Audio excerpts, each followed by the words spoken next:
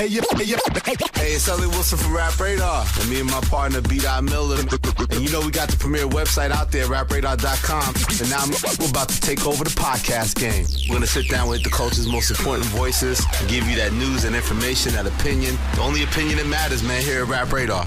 Listen up. Here we go. Rap Radar Podcast, Elliot Wilson, Brian B. Miller.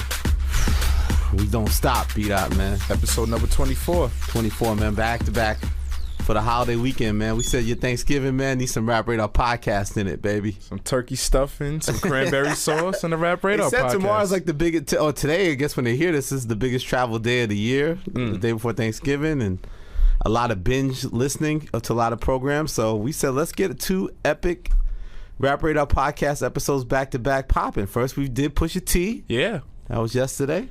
I haven't. This is how quick it's been. I haven't even listened to the whole thing yet. Really? Have you listened to it? Yeah. Every time we put out, I listen.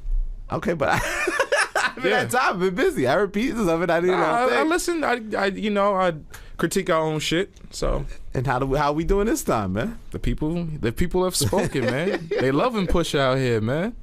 Everything is Pusha T? Everything Pusha T. Is it the realest Pusha T talk ever? Listen. Pat enjoyed it. What's up, Pat? What's up, baby? It was good. We're a little stressed behind the scenes because this next guest, man, is a big dog. We're trying to get him in the building. But first, Pusha. Pusha T, man. I mean, he loved it. Of course. And he just announced the record for real, The Darkest Before Dawn, which is December 18th. Press release went out. The timing was incredible, right? Word. There. The visuals look really good. Yeah, really. We shot some video. People are going to get to see that I was actually talking about Pusha T's video, but yeah, our videos look pretty good too.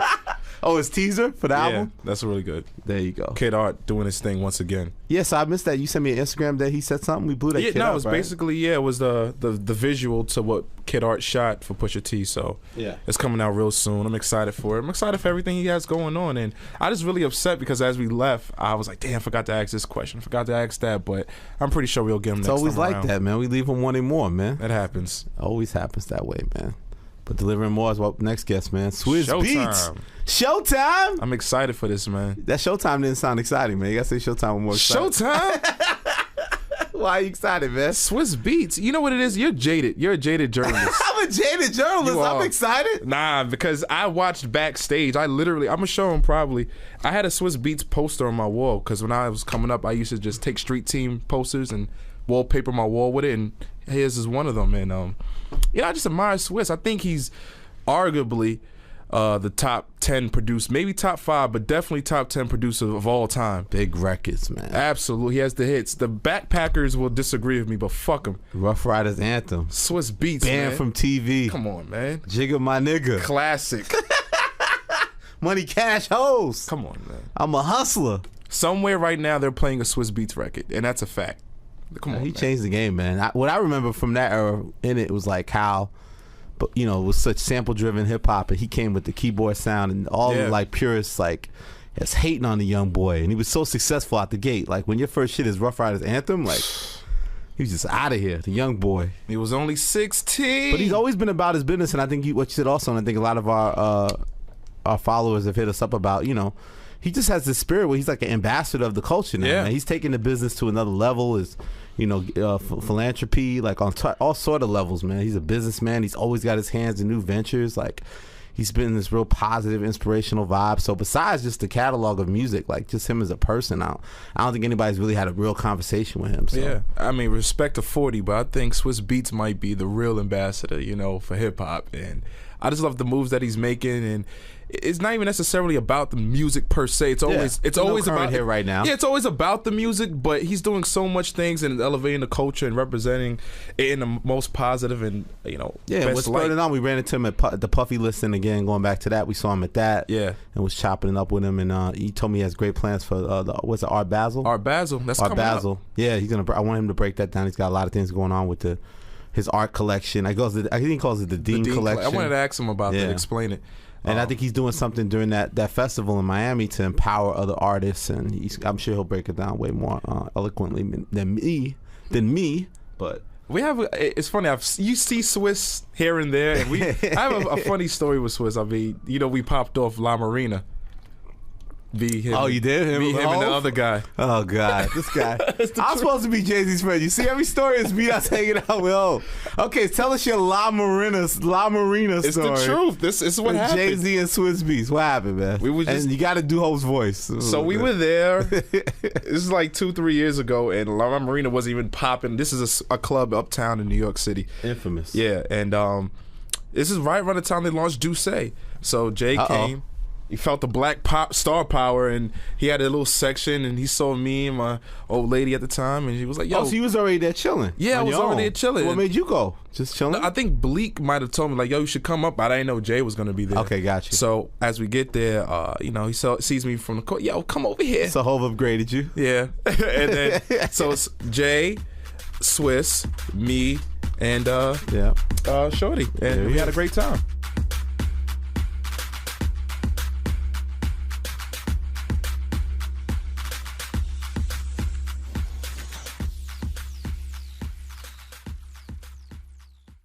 Introducing Play.it, a podcast network like no other. From award-winning news programming and #1 sports brands to entertainment and business leaders, Play.it is delivering storytelling at its best. We're going to be having conversations with newsmakers and culture shapers. I will be talking mostly about fashion and how I've been marketing all my life. Tech, culture, and entrepreneurship. Everything in the world of sports entertainment and wrestling and beyond.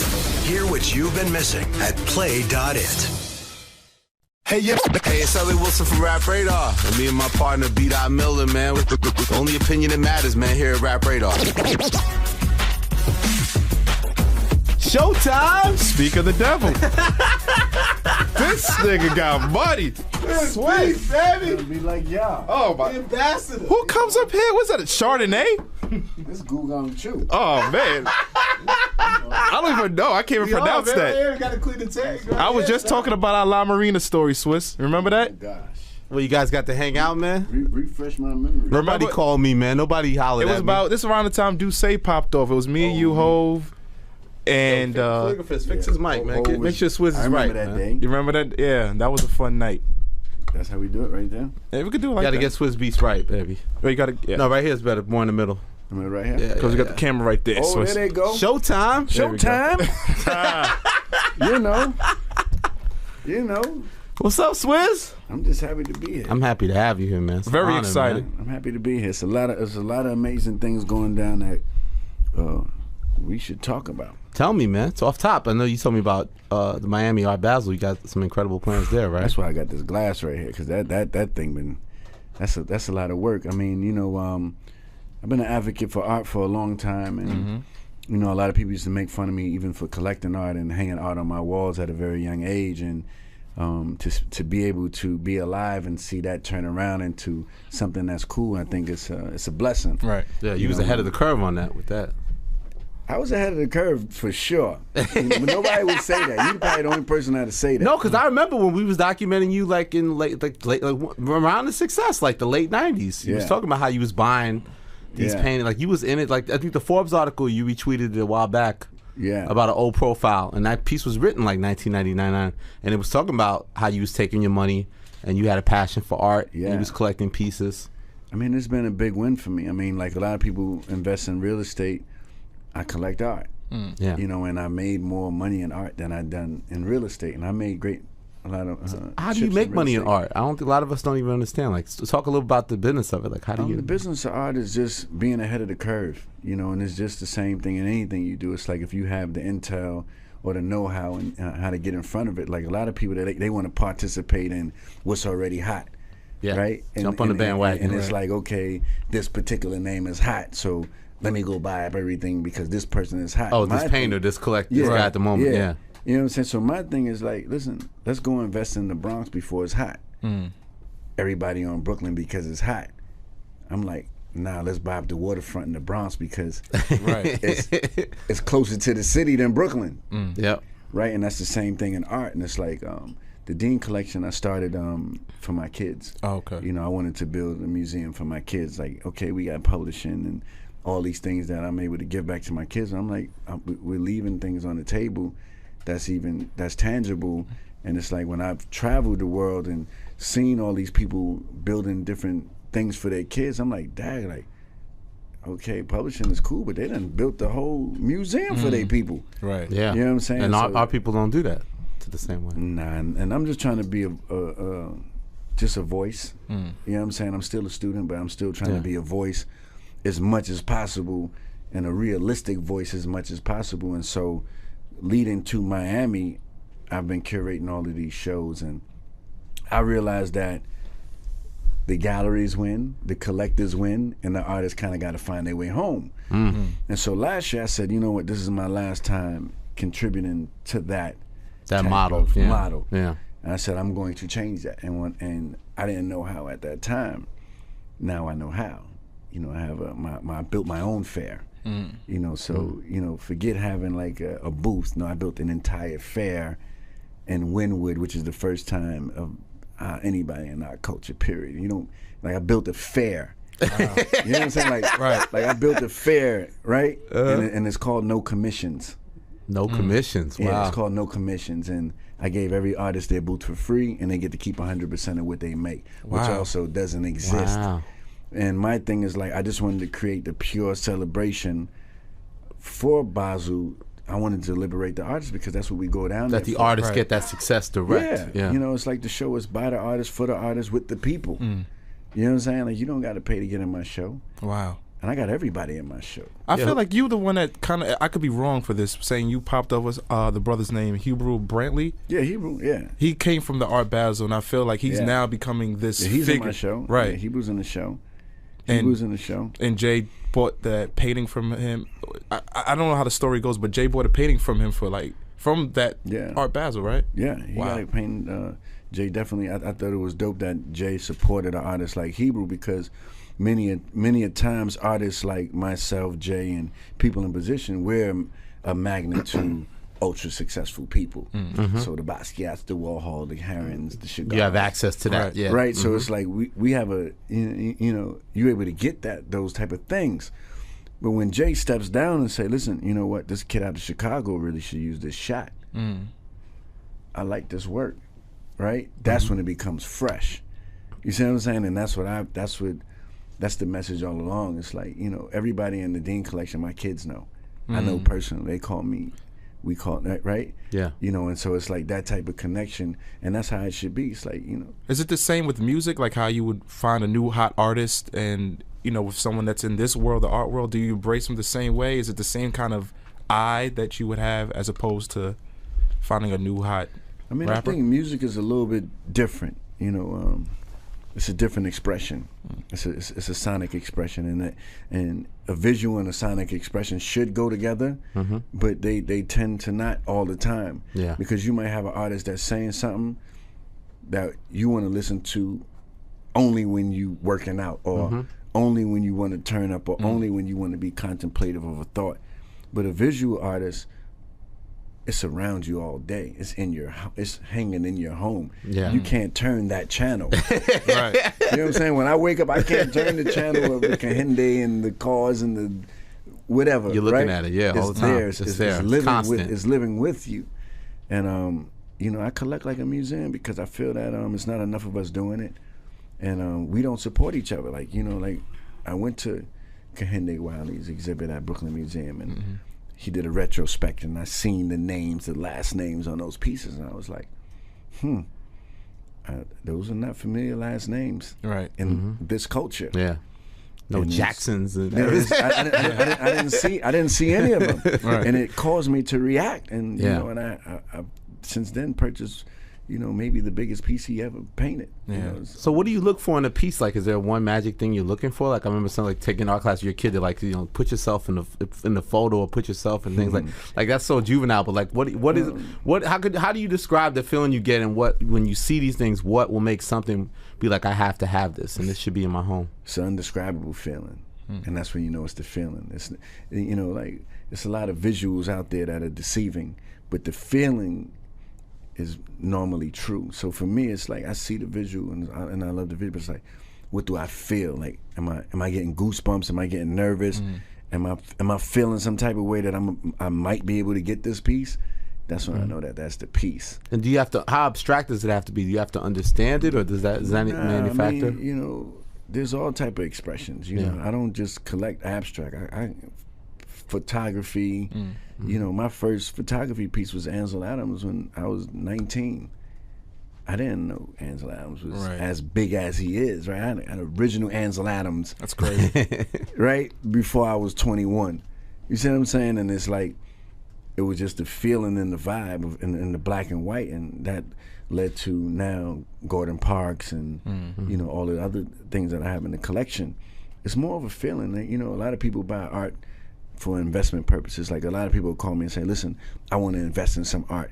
What's the pieces I can make money on? I just spoke to my accountant. I'm like, you know, I'm not the right person to advise you on that, because art is about this is feelings. your passion. It's about feelings. It shouldn't be about what you can buy and sell. It should be about what you can live with and have fun with. And then later on down the line, when you go check your portfolio and you have, you know, it appraised that those works went up by 20, 30, 40, 50%, and you're like, wow, I made some great choices. Are artists getting the roses now as opposed to when they're dead? Do you see that changing more? Yeah, definitely see that changing more with living artists breaking records and things like that. Right. But it also comes with the awareness that our culture is now bringing to the table, which I've been trying to do for a long time. And so now a lot of living artists are now getting that shine. So, you know, last year Basel was the most attended Basel ever by our culture. Yes, right? sir. And which is the reason why I put the Dean collection in scope. You know, so people can have something relatable, and it breaks the cliche of art is only for rich people. There's a piece for $500 that you might like, or $50, Definitely, or $5,000. Right. It's like a car, right? We all want Bentleys and Maybachs, right? But we're gonna enjoy this Honda until we get there. Right. That don't mean we don't drive. So the wheels fall off. You know what I'm saying? We're gonna ride this and have it make it look good until we get to that point. So art is on the same level. It's different cars, it's different levels, and you know, you should aspire to be at some of those levels, which is the reason why I stopped promoting on my Instagram feed over the top art. You know, so all of the art that I promote, you should be able to get one day. You know what I'm saying? Like, I'm not putting like multi-million-dollar pieces on my feed that's in my collection, because it's giving the wrong message. It should be a relatable message where people say, dang, that Hebrew Brantley or that X, Y, and Z, I can, you know. But you do got that big ass cause in the museum though, Swizz. I mean, that's in the house. We show you my portfolio. Straight disrespect. We gotta stun a little bit now. You know. How did you get that in the crib? Showtime. No, that was, I had to knock down the wall to get that in there. Like, it cost more to put it in the house than to pay for it. Like, oh my God, that's what I love. That it's. Y'all gotta come see that. We got the invitation. Nice. Y'all gotta come see that. No, that's to have the cause there in the Kahinde there is just, it's powerful. When I walk in the room, I'm still not over. I'm like, wow. Damn, nobody did this in the house. That's showtime for real. Yeah, that's showtime. That's showtime. And they both living artists, and I know them very well, you know. And you have a now role with the Brooklyn Museum, right? You have an active role with them now. Yeah, I'm more. on the board. I'm on the board of directors, which is just. Now, what does that entail? Like, why did you decide to make that move? Like, what do you do? They picked me. I mean, wow. You know, like, you know what I'm saying? Like, that's not something you can just say, hey, that's what I want to do, right? Like, to get picked on one of the most important museums, to be put on the board to make decisions and plannings, that's like somebody's really paying attention to what you're doing, and what you're doing is, and that you truly love it is too. The right thing. Yeah. You know, I never knew these type of people were watching me. You know what I'm saying? Like, I never thought that far, as far as being on the board of museums. I thought as far as like being able to educate the culture and give them other options. Like, you might not be a dope rapper, singer, producer, but you might could take a great photograph, and you might paint your vision and have something else, or you might have a fashion sense. Yeah, you know what I'm saying? So that was like my message, and then they were like, yo, you know, they want you on the board of Brooklyn Museum because of the work that you've been doing. It's effective. I'm like, whoa, wow, like that was.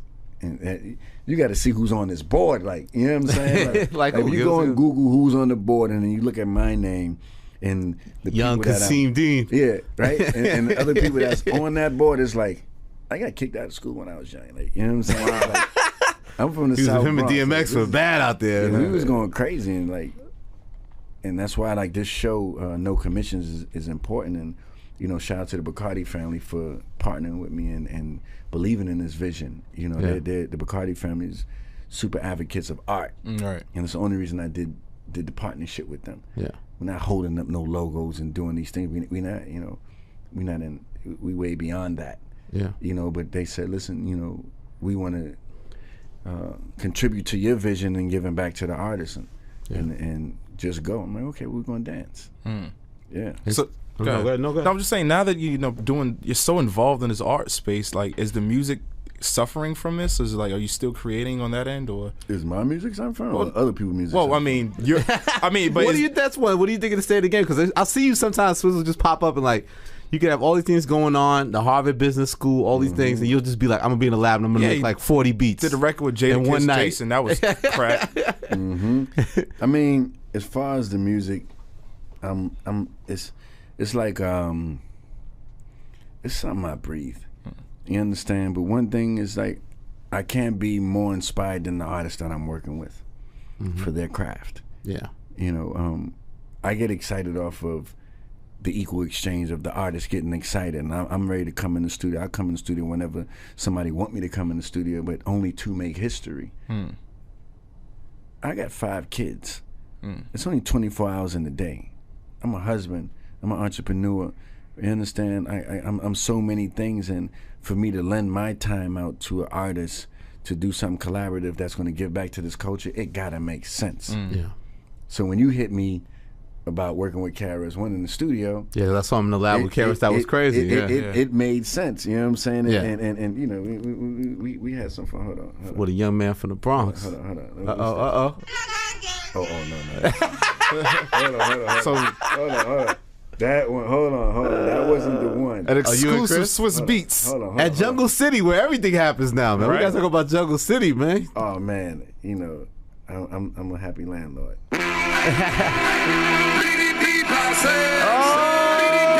Pass like we can't even run this. Well, we're gonna run it today.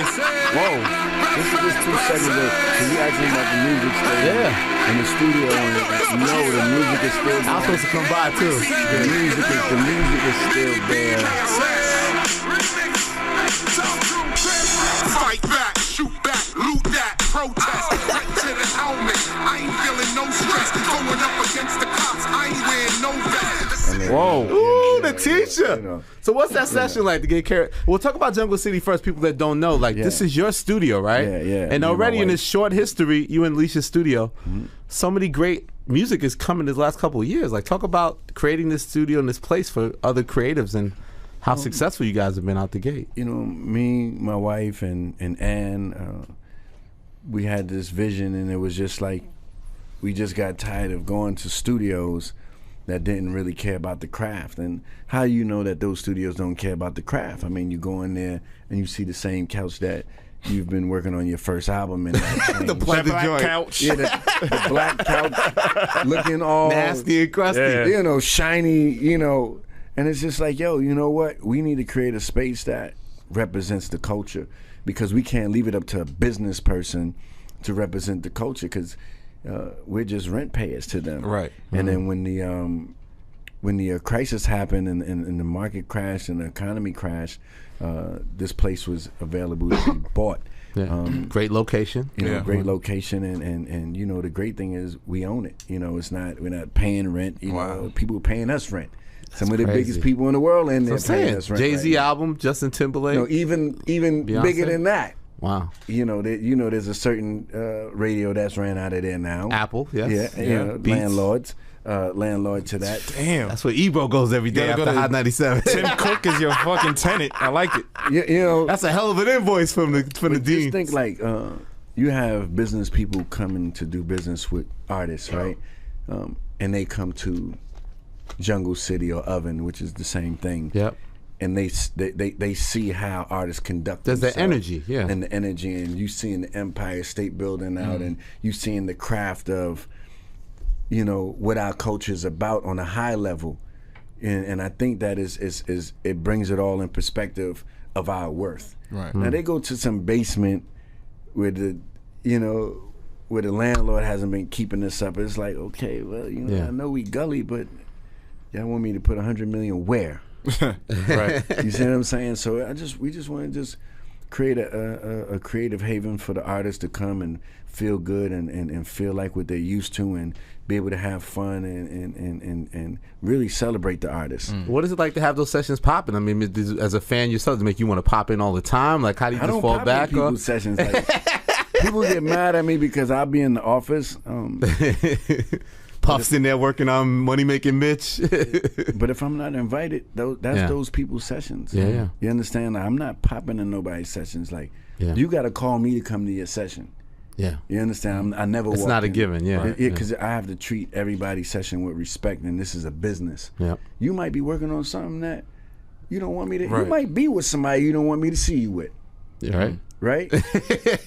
Guess what? I'm not going to see you with that Right. person, and I'm not going to hear what you trying to cook up until you're ready for me to hear that. So therefore, I built another studio.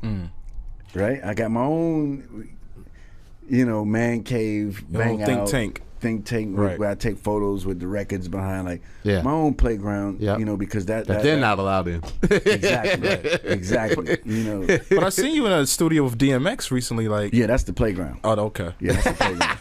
What's those sessions like, man? The dog is back. I mean, X is on. I mean, we got some records. Yeah. But for me, it's not about the music being back. It's about him being mentally and spiritually back. You understand? Like, I can put out a record today and shut it down. But if the dog is not mentally and spiritually ready, it's a waste of time, and that's not what we're doing this for. Yeah. And so I've been working on him on that, and he's been in great spirits, showing up to the studio on time. Yeah. I was going to say, now you say people have to meet you halfway. Is he doing that, or you have to still carry the load? So far, so good. Yeah. But this is like my 5th time, and the reason why I'm so dedicated is because, me and this man used to do a lot of things together. We slept on floors together. We did robberies together. We did all type of stuff together. And for me to have the life that I have, which I'm blessed, and go home to what I go home to, I can't really sleep at night knowing that the person that I started with is not really on their feet the way they need to be. Yeah. You understand? When that person was a stepping stone for me being where I'm at. So that's why I'm so adamant about the dog all the time. Right. Yeah. Right? Even in his worst moments, I'm still champion. Let's go.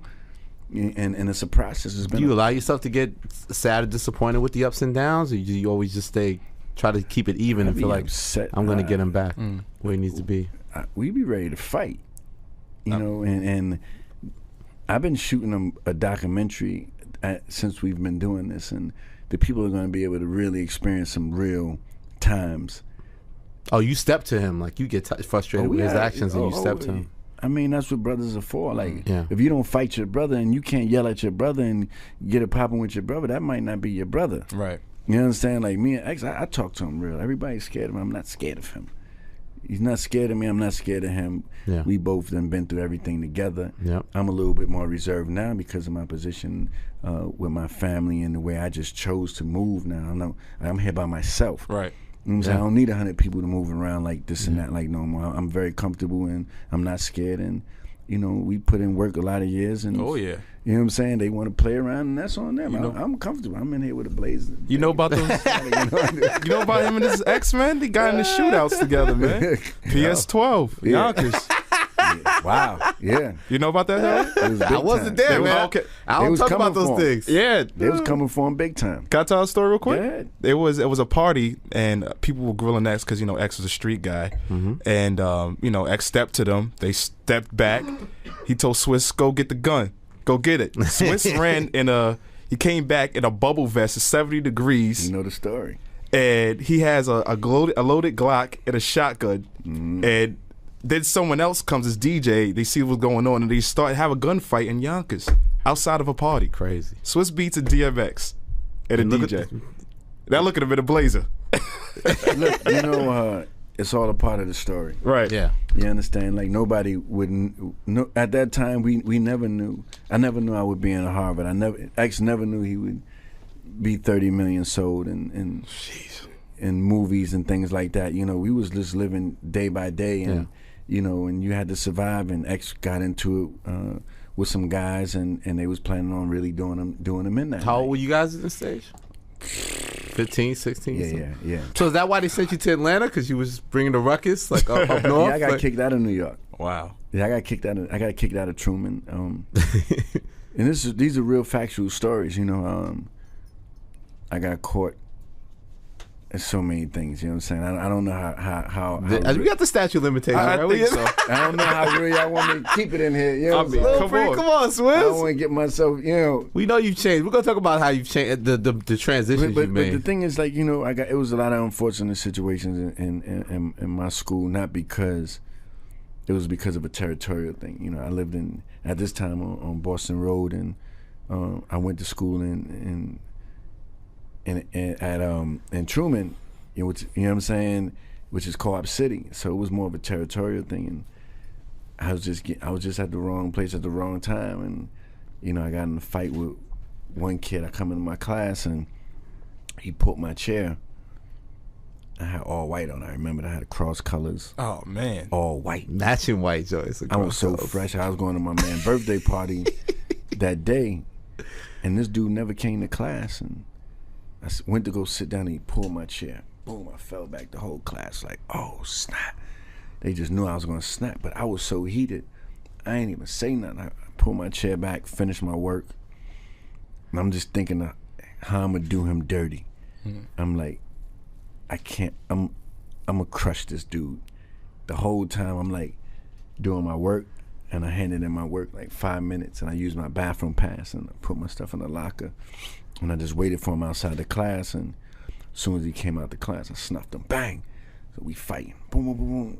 Going down, and the security letting us fight for like good 15 minutes. Getting it in. You know what I'm saying? Till he started bleeding all crazy.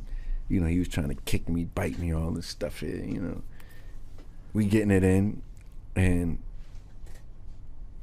I go home. He go home. So first of all, they lock him in the jail. They lock me in the jail in the school. And he's calling all his people, tell Junior, bring the guns, bring the knife, blah, blah, blah, blah. I broke his jaw and his nose. Damn. Right? Because he fell on the steps. He fell on the steps and landed wrong, and he broke his own nose and jaw, technically. And so they, you know, I'm sitting there and I'm like, y'all letting him call all these people? Like, what's up? And so come to find out, you know, those people he was calling was like, for real. So they let me out. I go home. He go home. Everybody like, yo, what's good? I get home. He on the news that night. You know, he killed 3 people. Wow. You know what I'm saying? In the Chinese store, he killed 3 people. And they thought it was dangerous for me to go back to that school because of that incident. You know what I'm saying? And so my step-pops at the time got a transfer to Atlanta, which was a changing point in my life because it was so many different things popping off. You know what I'm saying? It was like, I beat him up, he did that. So that kind of made me more powerful than him, even though he did that, and the school just couldn't take it no more. Wow. And I already got kicked out of Evandad before then. You know what I'm saying? Yeah. So like my whole time, you know, my educational side was compromised from my position of where I was in the ghetto at those times. The territory battle. Yeah, you know, it wasn't that I didn't want to be a great student or I didn't want to learn. It was just more of a territory thing. There was a race war going on. Right. It was like all type of things happening, and I had to survive. I had to go home, you know, and so my life changed in a lot of different ways during that. You was a terrorist since the public school era, for real, Swizz. But in Atlanta, I mean, Atlanta, of course, is where you honed your DJing skills and things like that. You got your first break at 16, though, right? Atlanta made me worse, though. Really? Atlanta made me. Oh boy! Like, what year is this? Like, what's going on in the culture and what's in the city of Atlanta going on at that time? I moved.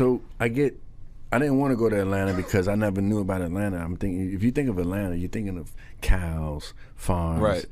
So I'm like, yo, I'm moving from this fresh, like we moving to a farm, like, what we doing? This is before Atlanta was Atlanta. Yeah, this is before it was like popping. Yeah. And then so I get to Atlanta and it's not like that. I'm like, oh, okay. So we move into this complex and it's like Bloods and Crips, and I'm like, I wasn't used to like Bloods, Crips, Folk Lords. I wasn't used to gangs in the Bronx. You know what I'm saying? It was like cliques and crews, but it wasn't like full sets. Right. Telling you what to wear and what you shouldn't wear. So I get in there and I immediately get it popping in Atlanta. My first day I got sent home because I was sitting down and they ain't like the color I had on when I was sitting down. I told them, listen, I'm not with no gang, and you know, I had to smash one of the homies with the chair and they had to send me home, and I didn't want to be there anyway. And you know, it was a bunch of fake New York people. So everybody was lined up on the walls in Stone Mountain. So I was in Stone Mountain High School, and everybody lined up on the walls. And I was like, I didn't know why people was lined up on the walls. So you have all the gangs and everybody lined up on the walls. Nobody sat down. But those tables were like, okay, this is this gang era territory again. So I just went to go sit down, I'm chilling, and tap me on my shoulder. You can't be over here with that color on that. I'm like, I'm not with all that colors. Like, I'm here. I don't even want to be here. Like, don't talk to me like that. You know what I'm saying? And so they came with some more homies, and I was just like, I'm gonna either let them play me and have a problem all year, or we're gonna get right to it. I chose to get right to it. You know what I'm saying? I chose to get right to it. And then a couple of people jumped in, and those are like my friends today. Like, you know, my homie Grady, who you know, and you know, these people I know that jumped in, and we got it popping, and we carved out our own little lane because a lot of New York people was fake. You know what I'm saying? They was going, they talking about they from New York, living in Syracuse 15 years ago. You know what I'm saying? No disrespect to Syracuse. Right. But not the city. But it was just like, you know, you looking at videos dressing like Wu-Tang and you know, yo, son, what's up, God? What's up, son? I'm like, why are you talking like that? You don't talk like that. What are you talking about? You know what I'm saying? So, like, we was like the authentic New York team. And it was a very small amount of us, but and then we started being respected by everybody. And musically, like, what did you take from Atlanta and put into your style of production and things like that? What did the city bring to you and how you made music?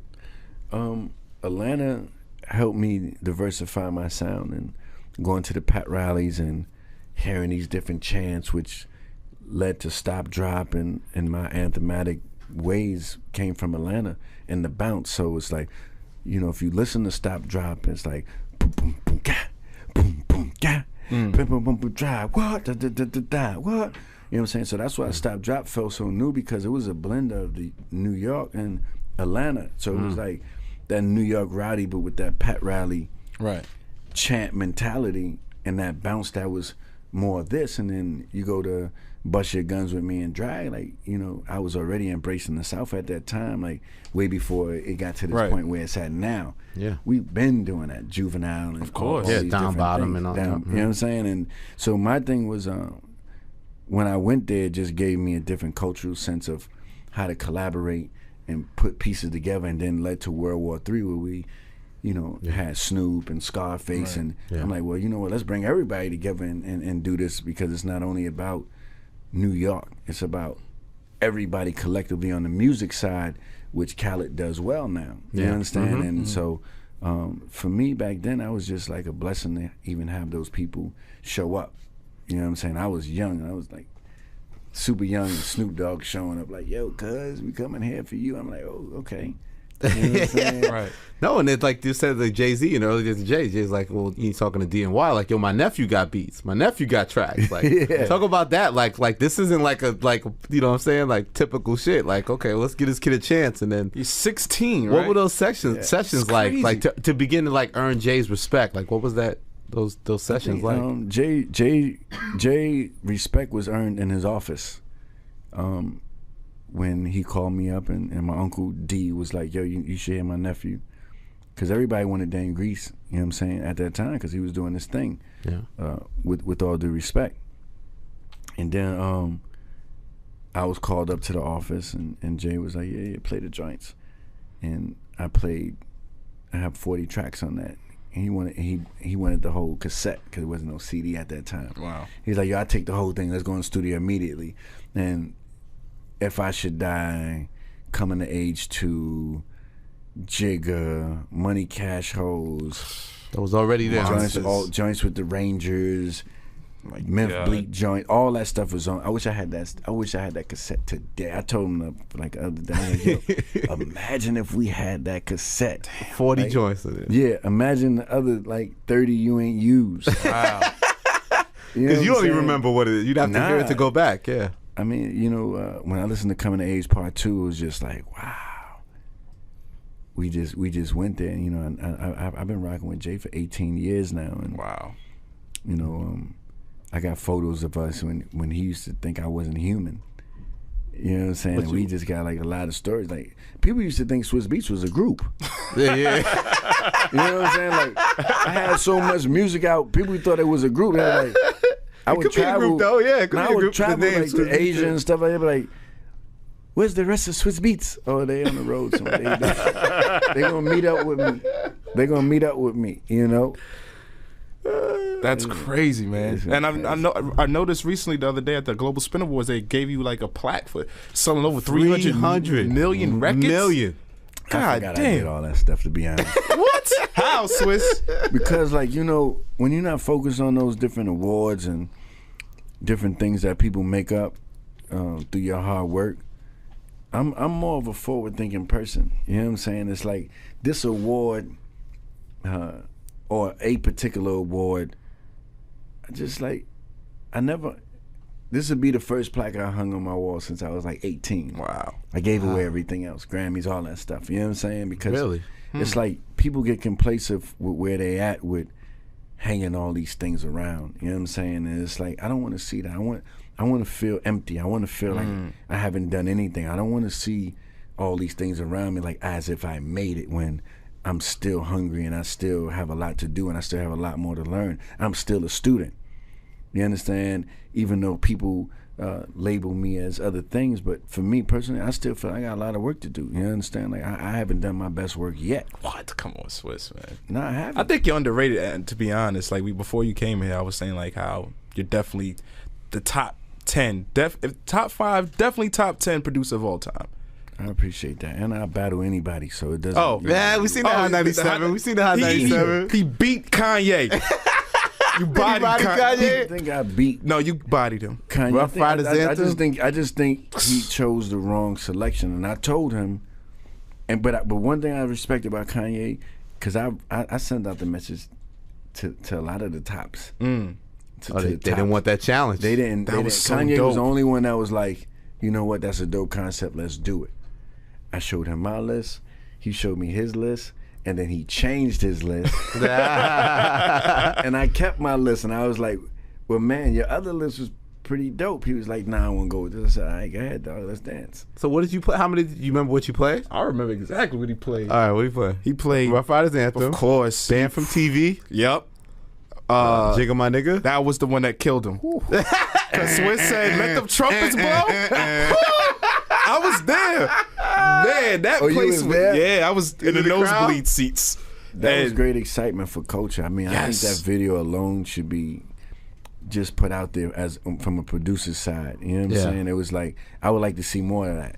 But I me too. remember being a journalist in that early era. You was the most criticized successful young producer because you changed the sound. You was using these keyboard sounds. Like hip hop was always so sample driven, and you changed the sound of culture. And people would try to really attack you and say it's not original, it's not real hip hop, it's just keyboards.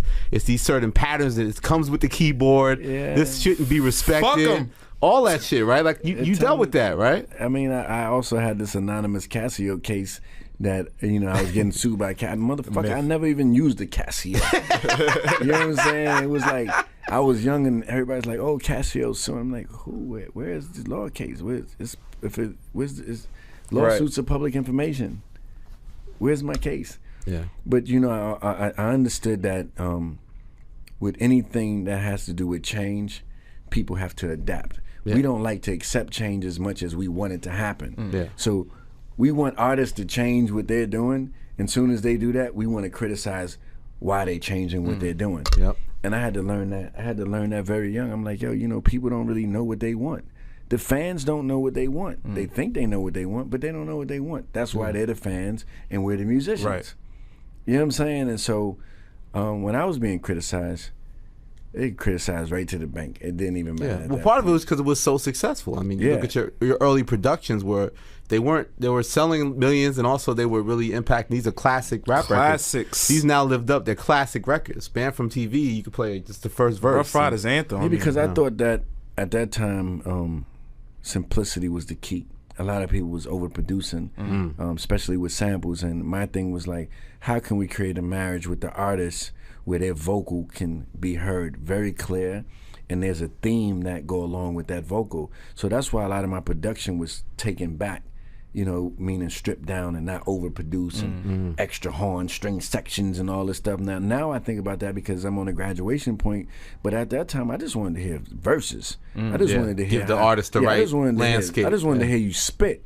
I ain't want all this getting in the way of that tone that you would spit. I wanted to hear spit that. You know what I'm saying? Yeah. And now it's just a different climate where I add more music, but before I just wanted to hear you spit. Like Band from TV, where you have all these great artists. Band from TV, the beat of Band from TV was the intro of nobody never heard the original beat of Band from TV.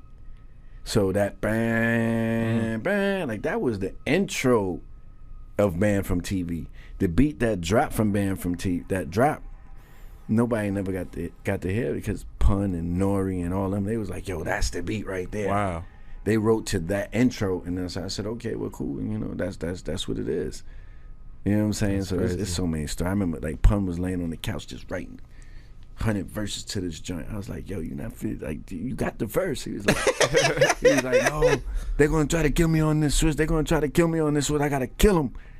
You know what I'm saying? That competition, right? It was like that, and so that's why I get a little bit depressed sometimes of where it's at now. You know what I'm saying? So people might feel that I'm slacking on my production because there's no music out, but I'm really being picky on what I touch. Yeah, because I already done showed my worth and what I contribute. So for me to demote myself on something that's not adding up to my story, I'd rather just chill back and just watch and listen and not, I'm not dissing nobody, but I just choose not to get involved with it because it doesn't represent the legacy that I want to put on the table. So if I gotta go dig up KRS-One to feel some type of way and feel right, that's or, what I'm gonna do. Kiss, or the people that I know that's going to give back a message to the people, then that's what I'm gonna do. You're trying to pull Jay back, right? Like you said, you're trying to put the battery in Hove's back to get him right. Hove, that's a whole nother conversation. Because he teased you, right? He had some bars. He calls you up or something. He teased you. Me and Hove could do 2 albums right now. The bars he done spit to me. You know what I'm saying? He got fired. He got fired. But like Hove is in the middle of trying to change the world with Tidal and doing different things. And I know that space. When you get in that space, those verses that you have that are amazing to the world, the point of where you at and where you trying to go, that's a small thing. It's like, yo, do you understand? I'm trying to build something for the culture. Like you talking to me about a verse, like. I'm trying to get 500 billion for our culture to do extra. So I understand where his right, and because I'm in that situation as well, where it's like people like, yo, you should just do this album, and then I'm like, an album? Like, do you know what I'm doing over here? Right. Yeah. Right. I'm like building my own art fair. You talking to me about an album? Right. I'm busy. You talk about culture a lot. Something that really resonated with me. At the Puff Daddy session, you gave this speech, and it really sat with me. You said like Puff is really like responsible for modern day black culture, and it really hit me. I was like, wow, you're right. And I see like, what's your relationship back? And can you talk about that speech a little bit more? I forgot what I said. Well, I was kind of on one, right? You know what I'm saying? Yeah. The Ciroc was flowing. But one thing I can tell people is that a lot of things that we imitate now came from Puff. Oh, the ad libs we were the way saying, we partied, the bottles that you popping in the club. I first seen Puff doing that. Puff and the white parties in the Hampton. I first seen Puff doing that. Going to Paris, all that stuff. Going to Saint-Tropez. I first seen Puff doing that. You know what I'm saying? Riding in the Bentley backwards with Big. I first seen Puff doing that. The ad libs, bad boy. And you listen to Special Delivery and those ad libs and all these things. I got my ad libs from Puff. I first seen Puff doing that. And the thing that I respect about Puff the most is that, you have to know him to understand him. But if you just look at the dynamics of Puff, of how he embraced, and just look at in the last 2 weeks of how many events that he supported that had nothing to do with his particular album. I seen him at Jadakiss release. I seen him Fabulous birthday party. He running with French. He's doing this. He's doing that. Like he's still tangible, and his net worth is what it is. You understand? He has a amazing liquor brand that's doing amazing wonders for him, but he's still grounded enough to touch the people. And this man don't get no sleep. Like when he came to Kiss Party, he's been up for 4 days already. I know that factually. And I'm like, wow. Because he's in Jungle City all night making music. Yes, he is. You know, but it's that type of dedication, and even with speaking with Clive Davis the other day, and how hard Puff was even working back then for him not to slow down in 2015/16. I think it's amazing. I think that we don't give him enough props because he's so tangible. Yeah. Right? So he's right. He's so around, so you don't want to give him his props. Nah, man, give him props because he is around. Right. Why is that important? Like, you've shifted in that way of being, like you said, being this leader of the culture. Like, when did that shift for you, and what the responsibility of that, and why you choose to carry that? I didn't know. I don't really go off of titles. You know what I'm saying? I don't know my title, and I don't know what people even think about me, because the realest conversation people have about you, we never around for. That's the realest conversation somebody gonna have about all of us, is the ones that we're not around for. But what I can inspire or is for people to take 1% of the message that we're projecting or that I'm projecting and use that internally to better themselves. And I think the main thing is looking in the mirror to better our own self, because we all got things that we need to improve. Like, nobody in this world is perfect. And it's like, we're good at sitting on the sideline talking about what this person ain't doing right when our whole world is in shambles. Let's take some time out for ourselves and see how we can better ourselves, and maybe not have no time to talk about how somebody else is in shambles. Right. You know what I'm saying? Yeah. And it's just about delegating, right? Delegating your energy. Like, for me, I don't have negative energy around me. I don't care if you're a goon, brother, mother, friend. If you got negative energy, I'm going to tell you to chill. I'm going to listen, you know what, you in your zone, holler at me tomorrow. Right. You know, because people like to pass bad energy. Somebody could just come around you and just put all their energy on your back, and I think that's selfish. Don't come in here like that. Like, go fix yourself. Like, you know, don't come in here with all those. I'm having a good day. I know you're going through stuff, but don't put your shit on my back. I'm not putting nothing on your back. You know what I'm saying? So you got to create a force field for your creativity and for your well-being, because then you go home to your wife, you go home to who you go home to, and you got a funk that you can't really explain. And it's because of these clowns. Right. Yeah. Put that in your zone. And people. Well, when did you get to the point of making that change, though? Like, what was there something that happened that made you feel that way? Like, okay, I can't have this negativity around me anymore, and I may change the circle I'm around, or like, what was there a specific moment that you felt like it led to that? Just came with growth. You know, it just came with growth and learning myself and knowing that nobody's privileged to rain on your parade. Like, you know, nobody's privileged. Like, you know what I'm saying? Like, why give people the power to shut down what you working so hard for because of their insecurities, greed, selfishness? It's like, yo, you know what? I help a lot of people, feed a lot of people, I help a lot of people. I have only good intentions. I ain't never did nobody dirty, wrong, period. You can check my pedigree since I've been in this industry, which is the reason why I'm still in this industry, because of those things. Like, I'm in this industry not because of only music. I'm in this industry because of my character. Right. You know what I'm saying? Like, there's a lot of people in here who I won't name that call me 4 or 5 in the morning. I help them out with life. Right. You know what I'm saying? And it's just like, I have no problem with doing it. It's like, I've hearing people say that you said, like, we hold each other down too much. You know, your team holds you up, and that's a real poignant message I think that the world needs to hear. Yeah, we gotta lift each other up. We hold each other down too much, and that's exactly what we do. Come in with this negative energy, and we hold each other down. And you know what I'm saying? Like, you know, if you're going through something, you know, God is the best of planners. Yeah, He's not gonna give you a situation that you can't handle. Right. You just gotta figure it out. But it just happens like when you're in position, people think that it's the only shoulder. Yeah. Right. So what happens is, when you're in position, people don't want to meet you halfway. So I tell people, I said, listen, come to me when you got it 80% figured out. You a grown man. Why should I figure out 100% of your problems? Right. I'm not asking you to figure out nothing for me. Come to me when you got it 80% figured out. You know what I'm saying? And it was how I was able to get a lot of people from around me, because I had hundreds of people around me, not necessarily good to be around me. Okay, you're going to die for me, and I don't want you to die for me. I'm going to die for myself. People come up with a lot of excuses to justify why you should give them things. You understand? And that's not necessarily how it should go. You understand? Like, listen, I'm gonna help you as much as I can help you, but meet me. You gotta want to help yourself more than I want to help you. Right. You understand? Absolutely. And so I told my people, I said, listen, I pay for your school, I pay for this, I pay for that. Figure it out, let me know. And that's how I was able to clear a lot of people out of my circle, because people like having the excuse of being fucked up. As crazy as it sounds. There's a comfort. Like to wallow in a circumstance. There's a comfort in it. People like saying, I'm fucked up. This nigga got this, he got that. Why don't I have up. this? Right. Yeah. Like, he see me sitting there, I'm like, you just want the easy way out. I still don't sleep. I'm still on 15-hour flights 3 times a week, getting it how I need to. You understand? And even when I didn't have it, I was sleeping on floor. I made it happen. It's like, you just supposed to post up and receive the benefits of what I've worked hard for? Nah, my kids got to work. My dad, you know what I'm saying? My mom don't got to work, but my dad got to work. Right.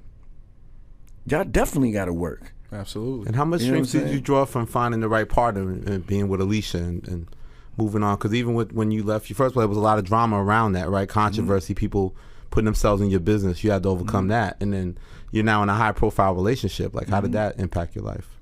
And draw strength from that as you deal with these things.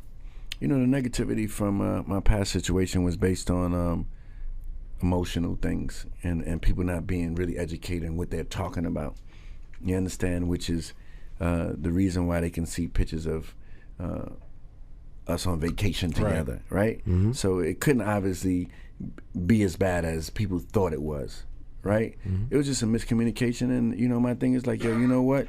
Leave that where it's at, and no need to correct or adjust. And you know, I see a lot of people like to use a lot of words with against my wife right now, and I look at those people and I'm like, wow, if you really want to talk about my wife, talk about the over 500,000 people she feed a year, and the give back before you criticize something that you have no information about or you wasn't there for, and you don't know what was going on. You know, me and my ex-wife got divorced for unreconciled differences, not for infidelity. It's public record. So if you really want to know about what it is, go do your homework. Don't just assume because somebody was emotional, we was all emotional at this time. It was emotional time for all of us. Right. You understand? Like, really get your facts together and say what and know what it is. Yeah. But we got to ignore those people because there's kids involved. You understand? And when there's kids involved, everything else, everything else got to take the back seat. And my kids are in a great space, and people can see that on my social media. And even if it wasn't, I know that personally, and my family know that. And I got love for everyone. You know what I'm saying? I got love for my ex. I got love for my wife now. I got love for my kids, and we're in a very positive space.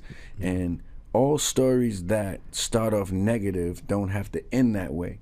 Even though our culture feed off of the negativity, this just is not that. This is not that situation. Yeah, we have fun with each other.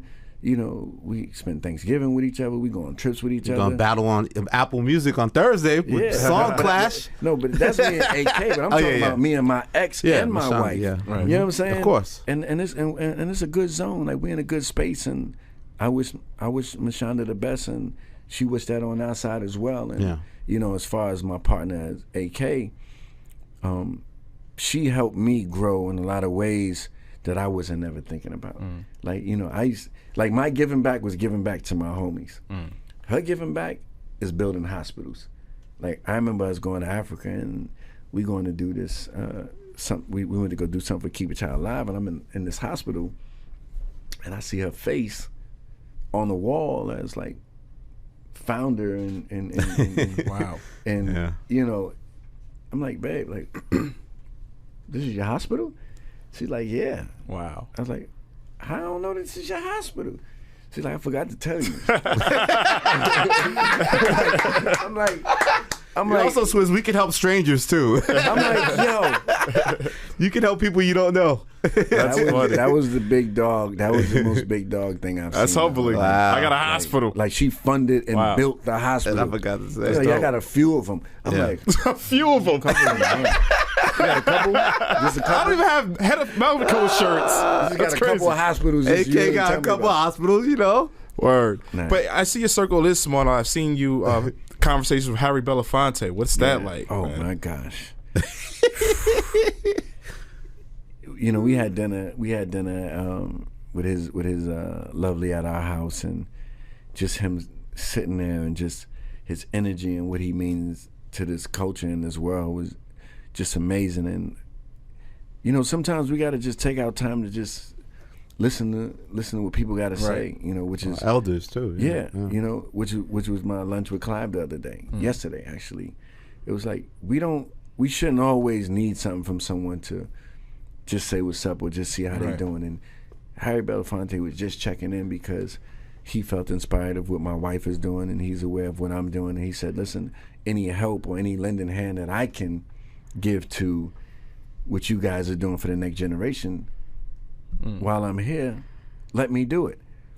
And I said, and we said vice versa, you know. And it's just like KRS-One and his wife came over to the house for dinner, you know, for no reason, and that led it to these songs and doing different things. Like a lot of people, like we got to celebrate each other more. Absolutely. You see what I'm saying? We only want to call on people when we need something. Just call on somebody. Give me a call on Tuesday. Or congratulate each other when you guys have an accomplishment. Because a lot of times successful people aren't told congratulations. Like, oh, you already succeeded. I don't gotta say congratulations. Like, no, you should say congratulations. Like, you should be. And then people only want to comment on negative things. You understand? Let's celebrate people when positive things are going on. You know, and there's one reason why I'm behind Jay and what he's doing, whether the title is working or not. Whether I can get that verse or not. You know what I'm saying? Yeah, I want that. I told Jay, he's no disrespect to all the Jews out there, but Jay is the rapping Jew. You understand? He's the rapping Jew. I told him, I said, yo, you the rapping Jew. You tight as hell. Okay? You tight. And he was like, man, he said, I need to hear that real talk. I'm giving you that real talk. Word on the street is you're tight. Why do you say that? Give us an example of that. Why do you say that? You know why I say that. You know what I'm saying? Like, email right now, Elliot. And Jay is crazy because he spit the verse that he's supposed to give you over the phone. Yeah. I got that done. Wow. Okay, when we're in the studio tonight, when I get off the boat. The boat. He ain't say the boat. Nah. I just know that he's on the boat. Yeah. Well, now in LA a lot too. Out in LA, yeah. You know, he's in the sun. I was like, you got your hoodie and your mask on? He's like, nah. But it's crazy. No. But what's crazy is that if you never know. Had his hoodie and his mask.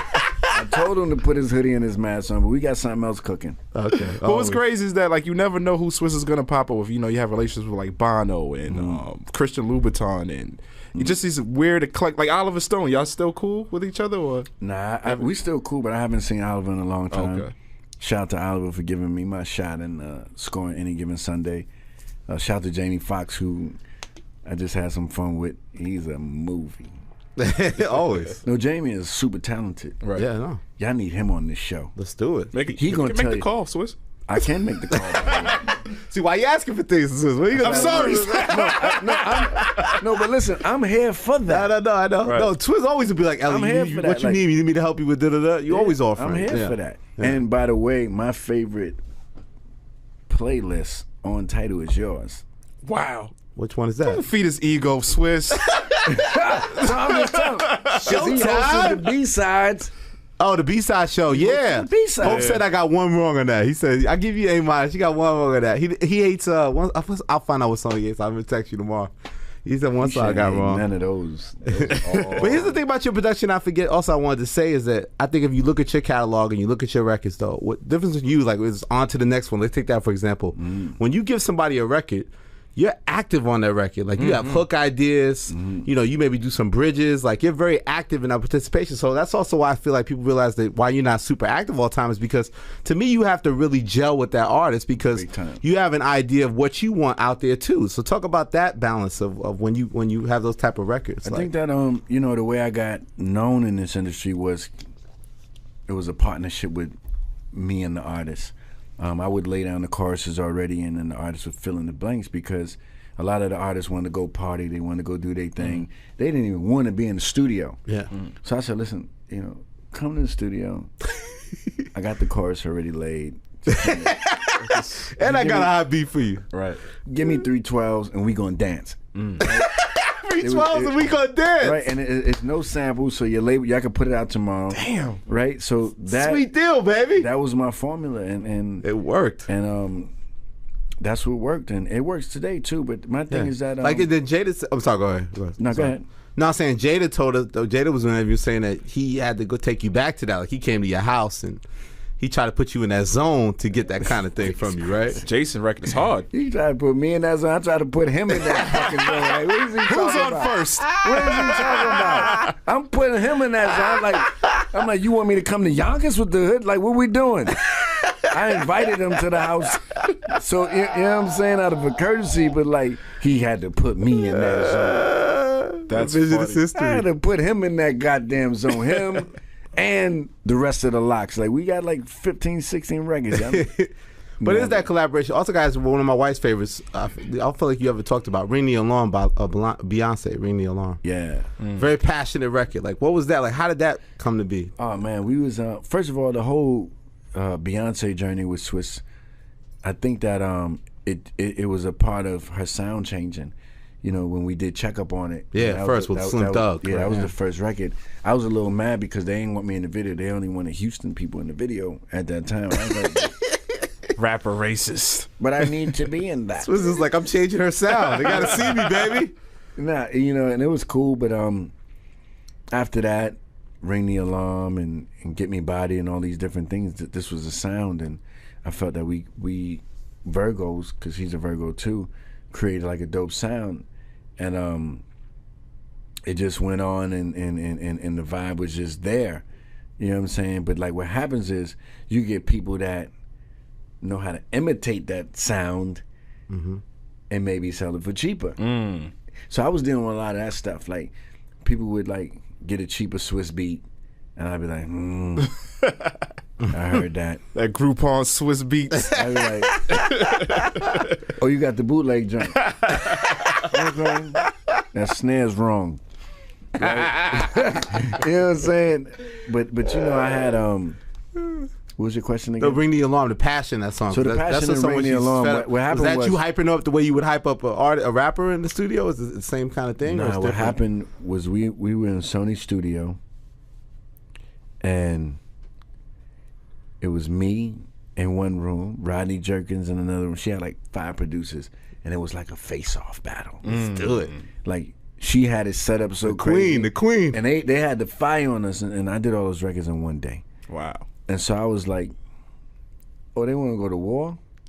Like I'm very competitive. I'm competitive in everything. Right. So I'm in Studio E, I remember, and I was just doing all these raw beats, and I was like, yo, I don't care about the piano, I don't care about the bass, like sing on this, like sing on this.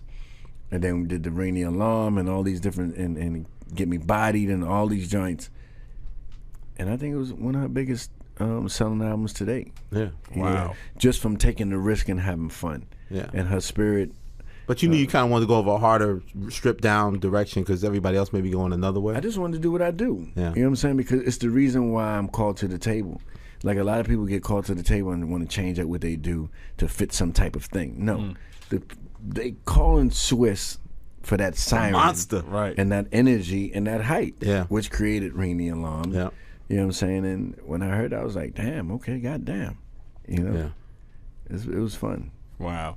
What do you feel like your place is in terms of like in production? Like, do you even care about where you place yourself or where people place you in terms of like the pantheon of great producers?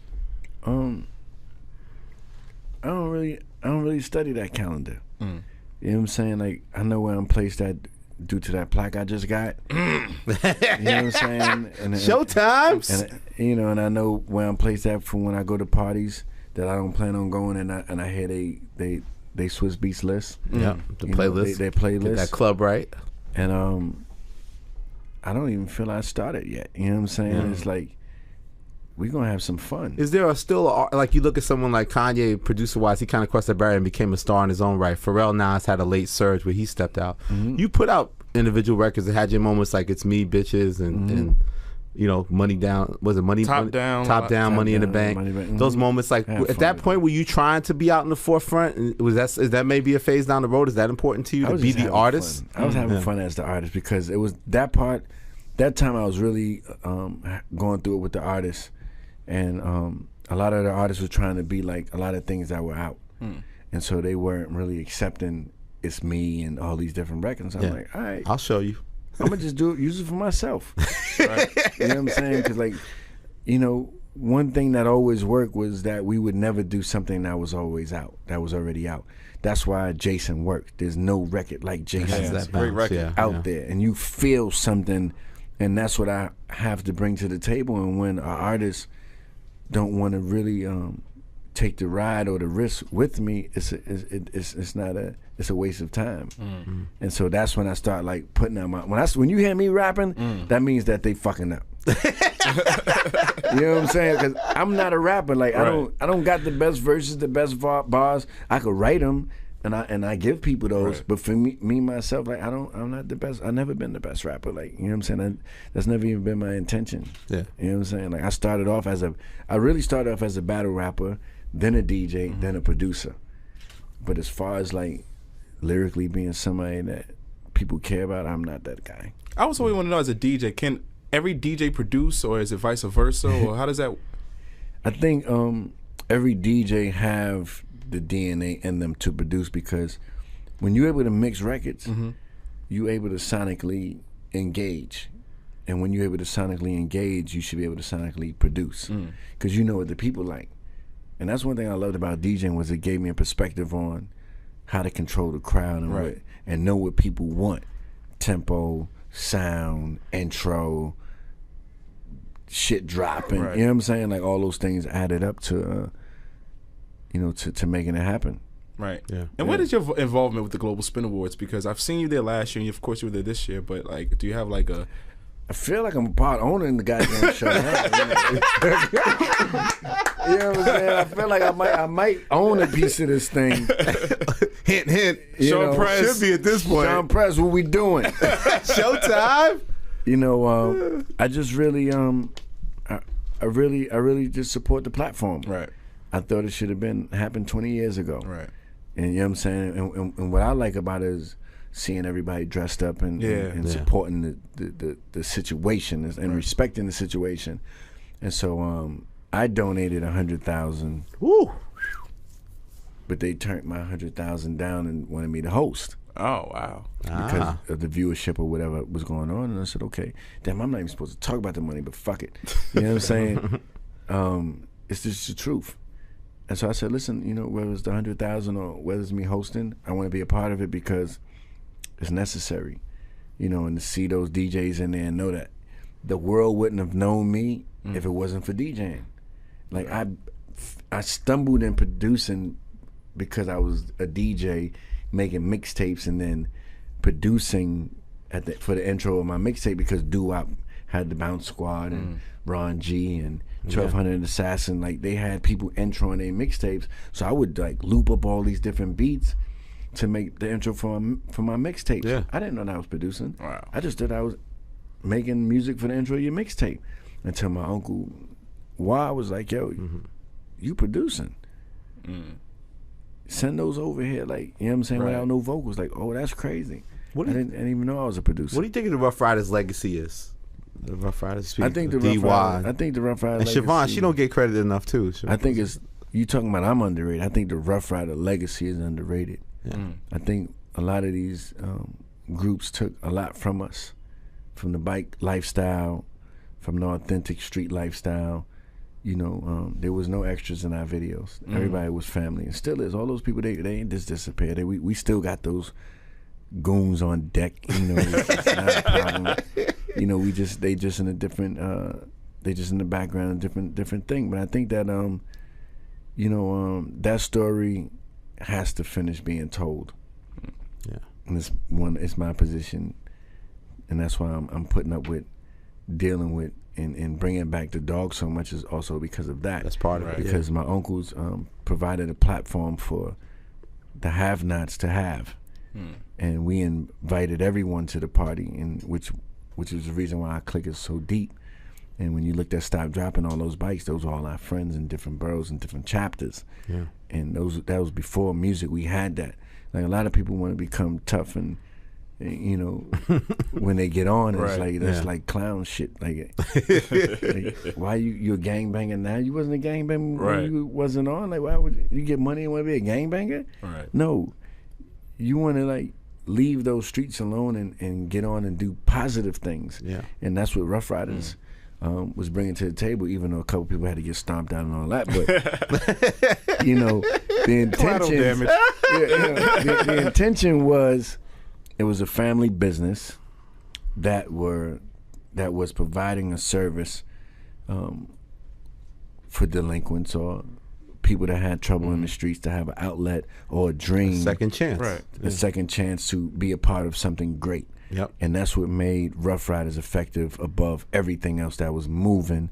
And all these artists can tell you how the pressure we had on them, whether it was on tour, whether it was on the streets. The Rough Riders Cash Money tour. You know, backstage. when you look at it and look at how long my family's been in the business, there hasn't been one person that disrespected Rough Riders in a song to date. You might have a little battle with Beanie and Kiss, but it still wasn't how you would disrespect something. Yeah. You know what I'm saying? You got how to get checked for that line, man, on that Ghostface song, remember? You know a couple what? of people got checked. Put a Rough Rider on my bus right there. Oh, wow. Remember that? Yeah. I mean, that's small stuff. I know, Yeah. but That's still. probably didn't even mean it like that, but that just shows you. Disrespect's not tolerated. on any Niggas was level. getting tied up all type of. Oh my God. it was too much. Like, I would be just chilling and it just would be happening. I mean, it was like natural. It wasn't. Yeah. You know how when things happen, like, oh my God, but like. Yeah, you know, so that's what it goes on. It's just a Sunday. It's a Sunday. In St. Louis. It's just a Sunday. He done played himself. Okay. You know what we doing? Right. Yeah. But my uncles had great intentions and they never abused their power. Yeah. You know what I'm saying? If you speak to any of my uncles, they humble, they're laid back, they're approachable. You know what I'm saying? And it's not no stunt, it's not no front. Right. You know what I'm saying? Is, you know, and they brought something epic to the table. They brought us some of our greatest music. Yeah. You know what I'm saying? At a time where it was dry. You know what I'm saying? They Needed took new the energy, risk. new sound. We brought that. It was, you know, I was with Eve. She's in good spirit, you know. Yeah, London, right? A little brunch in London? Yeah, Your daughter's lives in London, right? Yeah, she Okay. in London. Yeah, she's speaking on proper. I saw the accent. I was like, what the? Papa. And your son is a polo model. Yeah, Ralph Lauren, Egypt. Uh-oh. The kids is doing it, man. He said they're going to be earnest. So it said they got to be earnest. Him They and gotta figure AK. it out. They got to figure it out. You know what I'm saying? Like, the kids are great, man. Like, the best thing that ever happened to me was my kids. Yeah. You know what I'm saying? I wouldn't. I don't know if I would be able to speak to y'all right now if it wasn't for my kids. My kids like planted something different in my life. It's like I gotta go. You know what I'm saying? Like, Yeah. they give you the hunger for more. Me, I've been, to be honest, I was prepared to retire at 18, 19. Wow. I made my first $1 million already. You know At what I'm saying? 18? Yeah. Oh my God. Yeah, 18, 19. Fucking I loser. made my first $1 million. And I had my first home in Jersey was paid for. I had my first. You said you bought your first car before your first house, though, right? I mean, but that was the Nissan Z twin turbo. Okay. That was 6 Gs. But at this point, I'm telling you, I had the S500 Benz.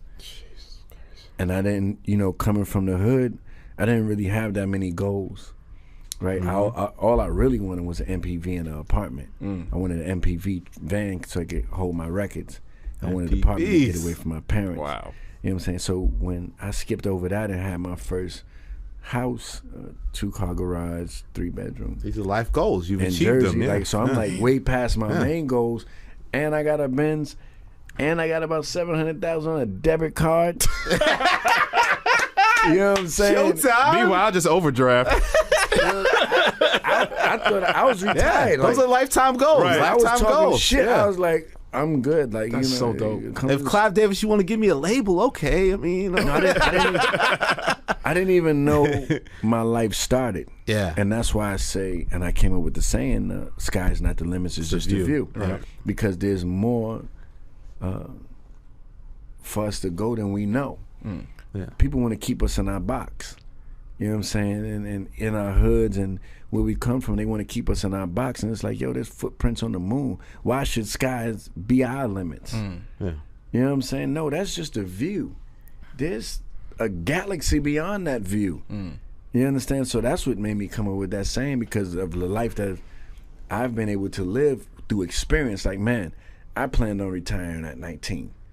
Yeah. I'm 37, and I still just turned 37. Yeah, and I still got things that is not on people's radar. So we can never give up and never be complacent of the things that we have on a materialistic basis, because God can clear it all out for you, and you might think it's the end, but it might really be the beginning. Right.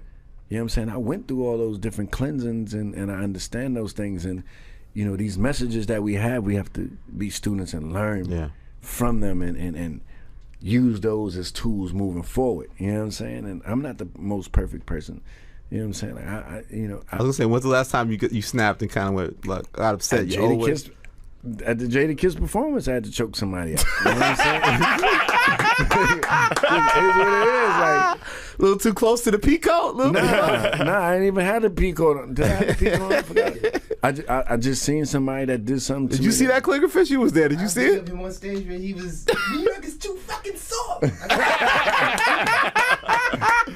gotta write a book, Swizz, man. I was on one that night, and I seen somebody that did something that I didn't like, and it was the first time. Like me, I'm not a fake person. Like if I, you know, a lot of people in this industry, they got problems with people. You in the same building, y'all. Nah, Swizz will approach you. Y'all just, y'all not just going. Swizz will call you. He's in this room, you in that room. You're not going to knock on the door. Right. Y'all done made like 5 songs about it. I don't understand that part about our industry, yo. You know, go talk to that man. Handle that. You know what I'm saying? Like for me, I don't know how to do it. So I seen a particular person that I felt that no, fuck that definitely disrespected and wanted to smile and play all these games, and I didn't think it was a joke, and I had to catch myself. Luckily, I had the right people around me. You know, thanks to my Uncle D, reminding me that I can't do certain things because of what I have on the table. It's time for Swizz to go home. It's like, no. We're not doing that. But I had to choke him out just a little bit. You know what I'm saying? And it's like, you know what? I'm not even happy about that because, you know, it shouldn't get to the level of where we doing that to each other. It's enough violence going on with us, with the police and other things in there. Like, I don't really promote the violence. You know what I'm saying? I come from it. I don't glorify it. I don't act tough. Like, when you see my aura, I'm not coming in here raising a threat. You know what I'm saying? Like, that's like for suckers. Like, yo, come in a peaceful way and let people know that that's what you want in your life. Right. I want I'd rather help you than hurt you or get you hurt. That's the easiest thing for me to do. But like for me, embracing you and giving you some knowledge and hearing out your goals and wanting to send you on a good journey, that's what the shit I like. Yeah, you got to maintain the respect. Right. Yeah, but people, sometimes my filter be burnt. You're only human. Like sometimes, fuck it, man. You know, I be forgetting about all this shit. You know what I'm saying? Chill, Swizz. We gotta come to the house, man. We want to get that invite. Yeah. Come on. Before we go, I forgot one thing. You had this picture of Obama. I want to know. You put this picture up. You was hugging Obama. Did you see this shot? I didn't see that. Amazing. Him, President Obama. Oh, what he was telling me. You said you never forgot what he told you. You want to know what he told me? Can you share that? Yeah. Obama. We're about to get out. So Obama, I go to the White House. First of all, I wasn't even supposed to go to the White House. Right? Wow.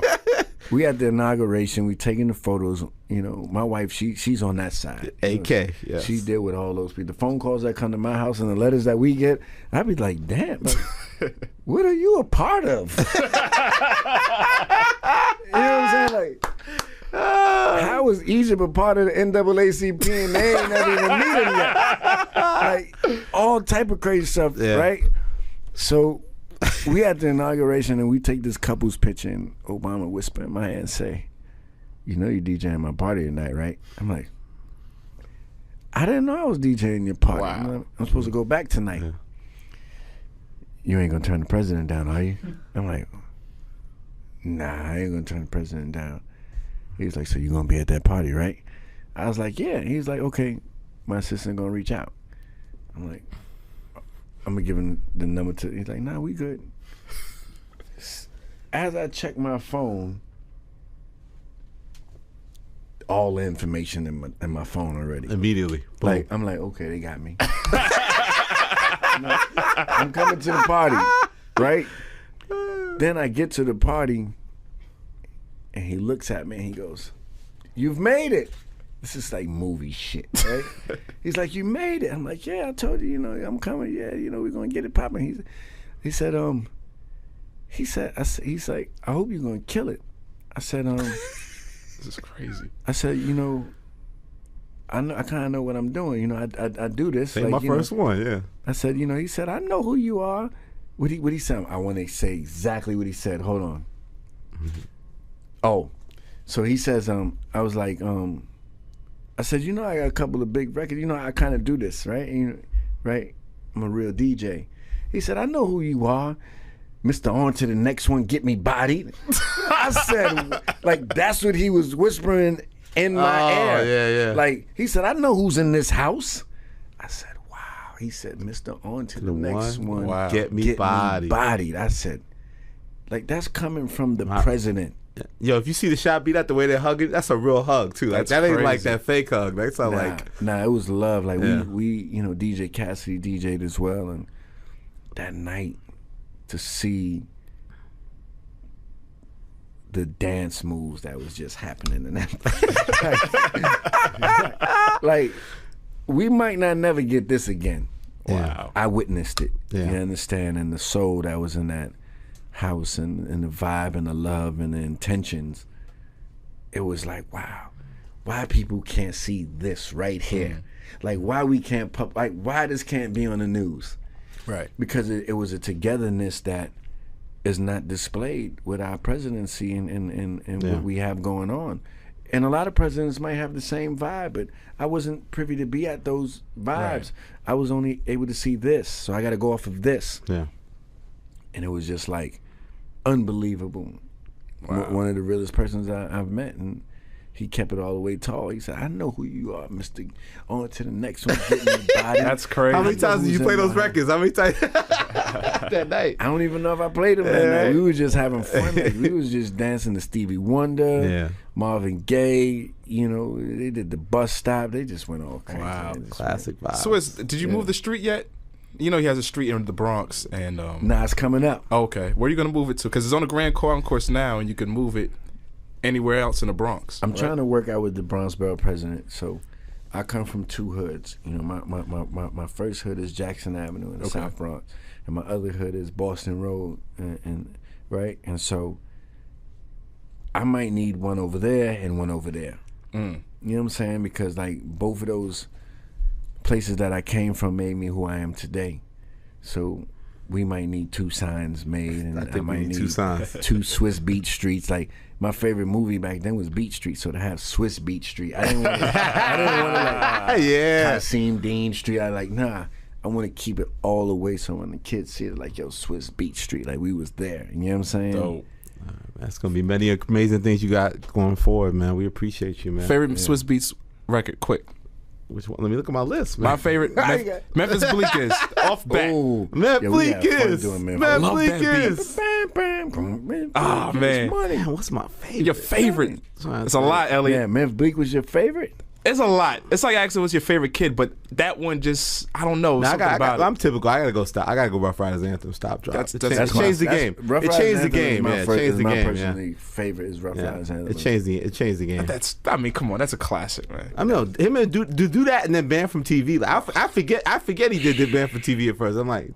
So I think just that 1-2 punch, and like I'm telling you, like I just remember, like, because I just started the source, just the criticalness of like, okay, this is a new sound. Like the culture got a new sound, and it's good and bad with that, like you said, because people are scared of change. And so everybody went crazy. X was scared of change, and he didn't want to do Stop Drop. Yeah. It's crazy. He thought, he's like, why are you giving me this white boy rock and roll record? Right? He thought Stop Drop was a white rock and roll record because of the yelling and chanting. Right. And him and my Uncle D they made a bet, and X lost the bet. There you go. And then D was like, okay, well, you lose the bet, you got to do the verses. That's how he did the verses to Stop Drop, because he lost the bet. Crazy. He wasn't even going to do crazy the verses. And most of the artists that you heard on my records, they didn't like those records, or it wasn't for them.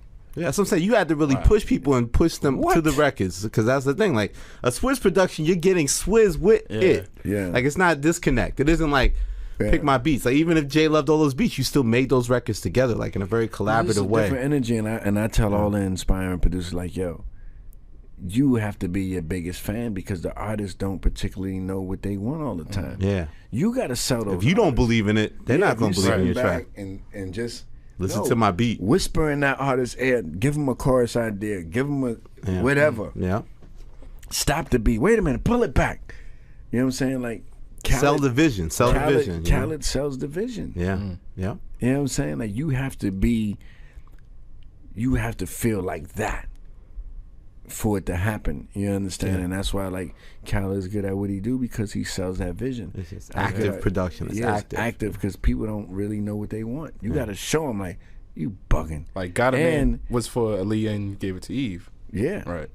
But the biggest trick is always making people always want what they can't have. So what I would do is I'd be like, yo, I gotta play you this joint I made for Jay. What's gonna happen? Play the beat. Stop it, like, yo, I gotta stop playing. Jay gonna be mad.